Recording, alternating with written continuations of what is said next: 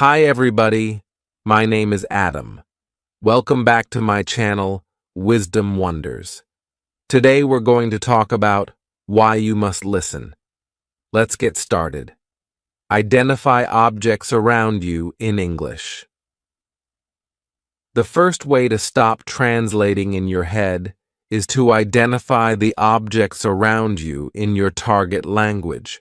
So if you're studying English, that means you look at the objects around the room. Look at the things in your life.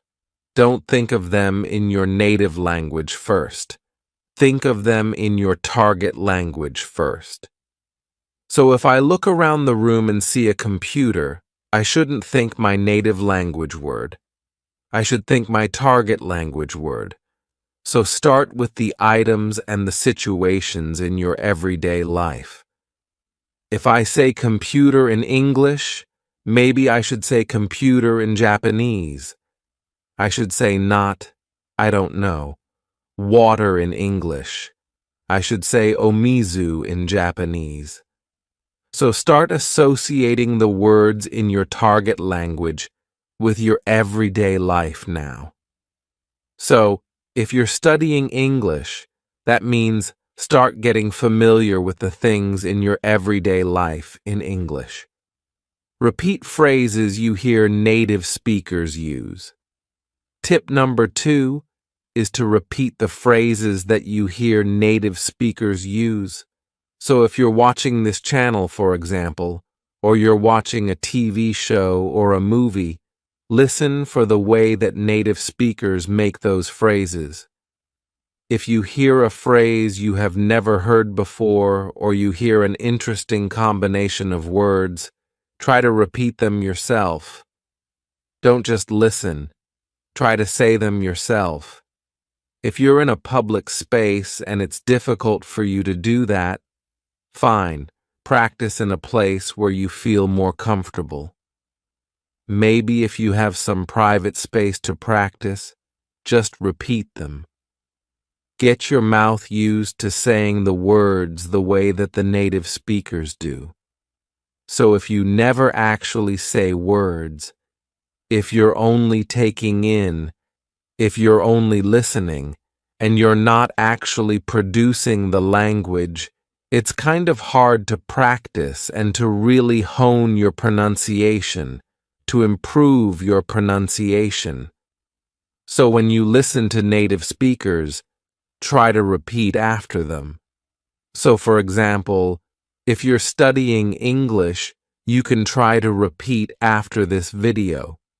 You can repeat after the things I'm saying because maybe I'm using an expression or I'm using a series of vocabulary words together the way a native speaker would. And it's maybe a good idea to try to practice the ways that native speakers put their words together. So try to repeat after native speakers, especially when you're looking at media. And you can do this when you're reading books too. You can try to read out loud interesting lines of books that you find, or something that maybe is difficult for you. Very nice practice tip. Make a situation where you can't escape into your native language. Making a situation where you can't escape into your native language essentially means immersing yourself. Of course, going to that country or going to a place where you can speak only that language is very difficult for some of you. Totally understand. But if in your life you can create a situation in your library, in your room, in your house, somewhere for just an hour or, I don't know, maybe a day, I don't know what your schedule is like. But if you can create a situation or create an environment where you have no choice but to use that language and you cannot escape, meaning you cannot go back to using your native language as a crutch, you can't use the native language at all. It forces you to use the language that you're studying. So of course, if you are lucky enough to live in the country or to live in a place where people speak the language you're studying, Great. But you have to go out and interact with people. You have to put yourself in a place where you have no choice but to speak. It's very hard, and it's very scary, and it's very embarrassing at first. But if you take time to find places and to make environments that are comfortable for you, where you feel comfortable making mistakes and asking questions, it's very valuable for your learning process. This is actually something that I did. Totally. I totally did this. My Japanese wasn't very good for a long time, but then I started making friends who could not speak English. Actually, I just did this through finding hobbies. There was a hobby that I had. I joined a group. I joined actually a school where I could learn how to do that hobby. And everything was taught only in Japanese. The people in my class only spoke Japanese mostly. And then maybe we would go out for drinks and food late at night or on the weekends, and everybody spoke only Japanese. If I couldn't communicate even simply in Japanese, I had no hope of keeping that friendship together. So it forced me to study. It forced me to think about the words they were using and to try to learn those words, those patterns, as well as how to produce them naturally myself. So I was learning the vocabulary words that people around me were using and learning how to apply them on my own. That was only possible because I had no escape in those situations. So try to do that even if you can do it yourself in your house. It's super helpful, I think. Watch TV and movies in your target language without subtitles. Tip number 4 is to watch TV and movies in your target language without subtitles. So I think that watching with subtitles can be very beneficial. So if I'm watching something, or if you want to watch something with subtitles on, great. But I sometimes find that in my case, I think too much about reading the subtitles and I forget to listen. So maybe if you've seen a movie in your target language a few times with the subtitles on, try turning the subtitles off and think about the character's body language, the words they're using. You can always look that up later. Look up the words you don't know in a dictionary, but try to do it where you're focusing completely on the way that people are using their words. Try not to use the subtitles, so kind of play around with it a little bit. If there's a word that's difficult for you to hear, you can actually turn on the subtitles in the native language of the movie as well. That's something that I've done.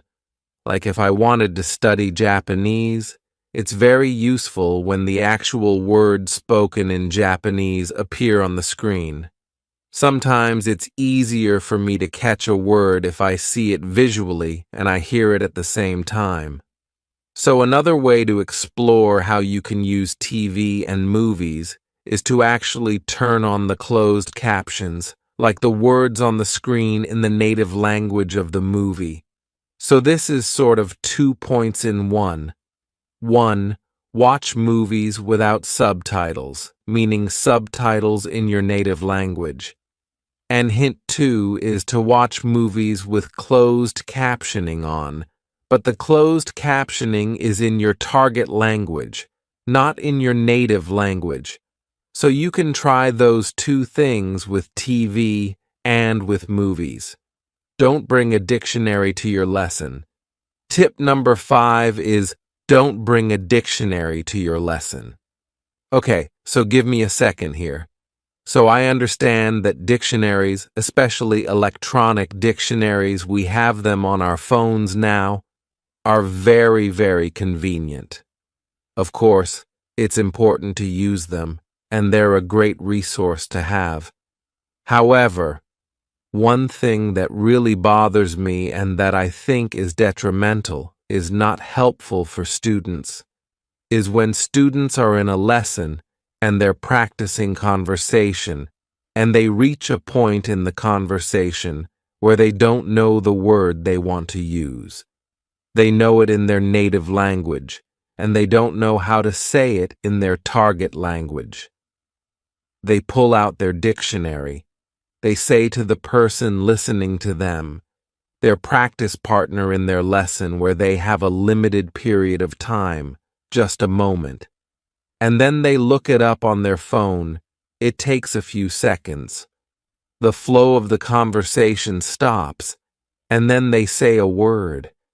It's like, whoa, no, you don't have that ability. You don't have the ability to do that in a conversation with a native speaker. Most people, like if you go to a bank and try to open a bank account, are you really going to pull out your dictionary and sit there and try to communicate? Just a moment, as you look up each word you don't know. No. Or if you do, that's not a real conversation. So instead, try using a different strategy.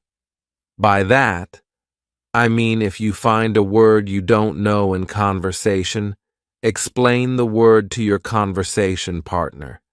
Maybe they know the word. If you're speaking with a native speaker, this is a chance for them to teach you a word. I find that when people take the time to teach me a word, I remember the word much better than just looking it up in my dictionary. So try to resist. Maybe you can bring a dictionary to your lesson, but don't use it or try not to use it in your conversation practice.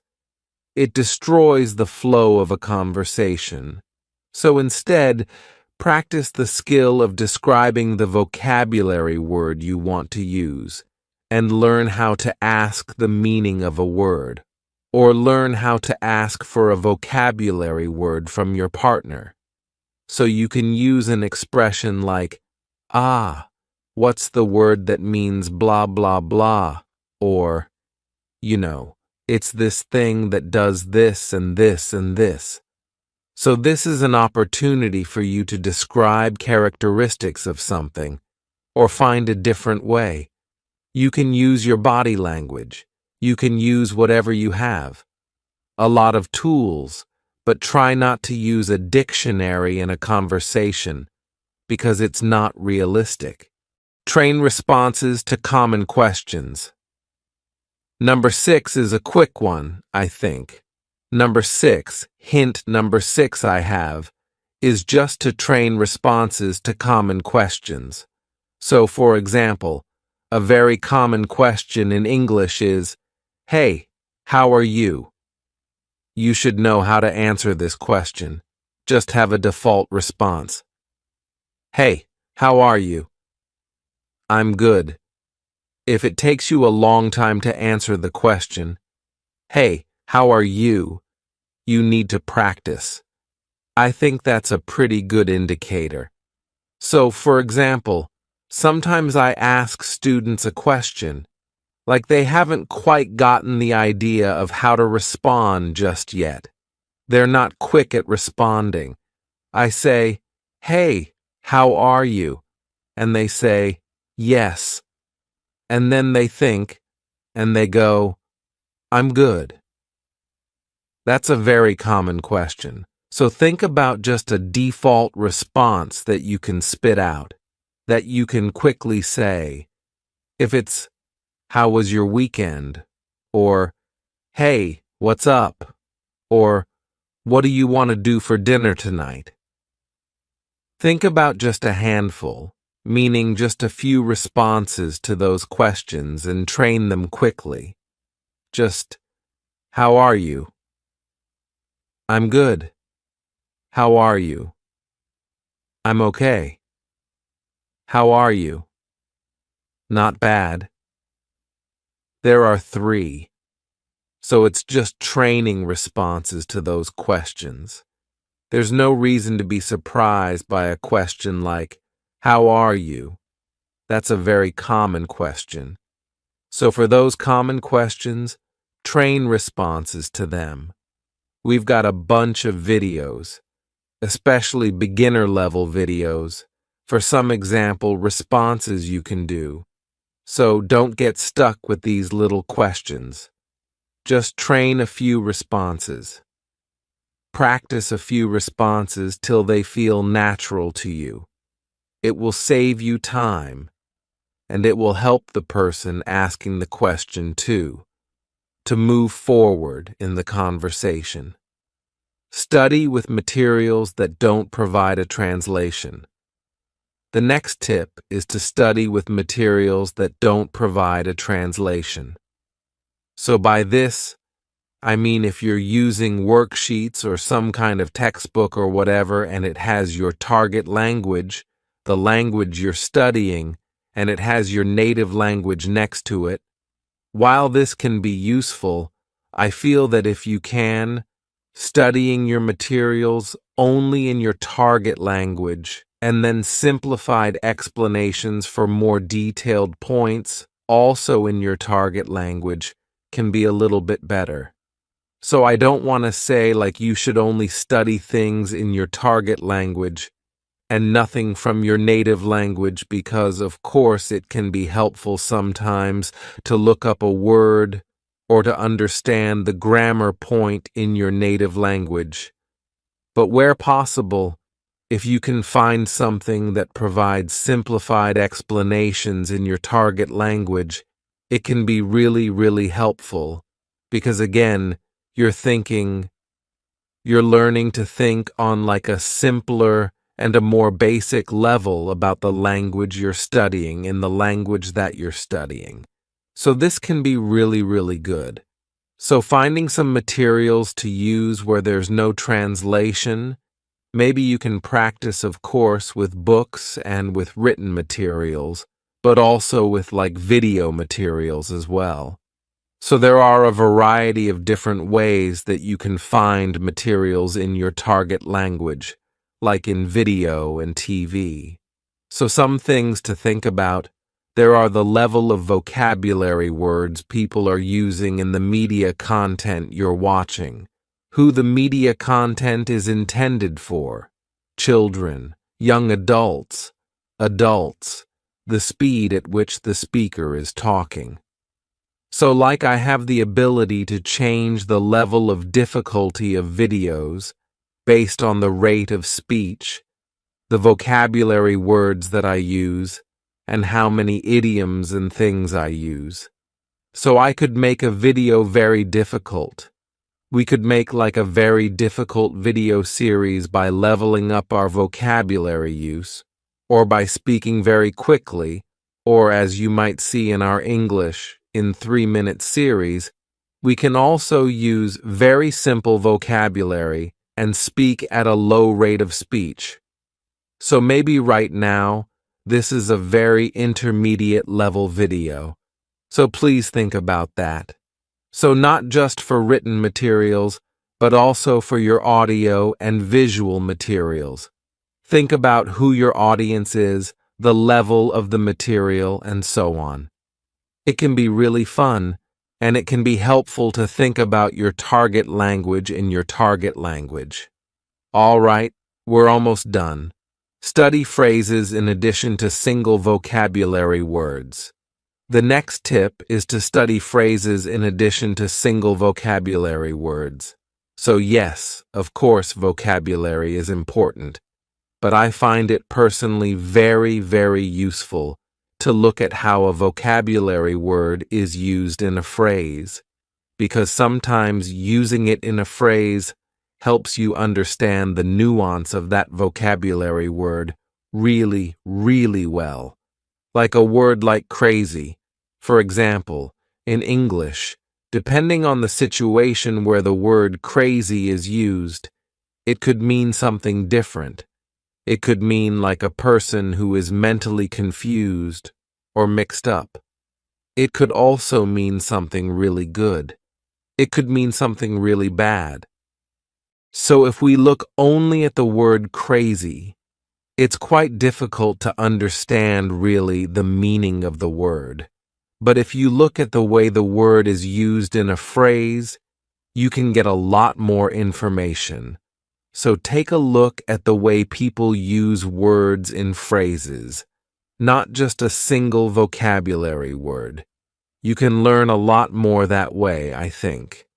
Do your daily activities in English where possible. The next tip is to do your daily activities in your target language. So if you're studying English, that means try to do some daily activities in English if possible. So this could be very, very boring stuff, but just think about it when you're doing the activity. So like right now, I'm filming a video for Wisdom Wonders, or I'm going to work, I'm cooking breakfast, I'm doing the laundry. What do I have to do tomorrow? So try thinking about your everyday life in English. If you're studying English, try thinking about your everyday activities, the people that you meet, what you are doing. So this is a way to help you practice your verbs. So if you don't know, if you're, you're doing something at work and you're like, oh my gosh, how do I explain what's the verb for a picture? Like, I want to blah blah blah a picture. What's the word? You can check a dictionary at that point and go, oh, it's draw. I need to use the verb draw for draw a picture. So you can find these little gaps in your everyday life, these little gaps in your knowledge if you think about your everyday activities in your target language. If you don't think about it in your target language, you might not realize you have vocabulary gaps or phrase gaps here and there. So this is a really good and kind of funny actually way to study. Use a learner's dictionary for new words. The last tip is to use a learner's dictionary for new words. So in English, there are learner dictionaries available in English. So my personal favorite channel is Wisdom Wonders. If you find a word that you don't recognize, you can check it in a dictionary, in a learner's dictionary, and it gives you a simple explanation in simple English of that word. So instead of checking it in your native language, you can check it in your target language. So again, this helps you to understand the word that you're focused on, but you understand it from the language you're studying, not from your native language. So using a learner's dictionary can be really, really useful as well. All right, so those are 10 tips to help you stop translating in your head. I know it's very difficult, but it takes time and it takes practice. And I hope that these are a few strategies that can help you as you study any language. Of course, this is an English language channel, an English language learning channel, but I think these tips are pretty good for learning just about any language, really. So I hope those are useful for you. If you have tried these strategies or if you have any other comments or other tips, please let us know in the comment section below this video. Thanks very much for watching this episode of Wisdom Wonders, and I will see you again soon. Bye.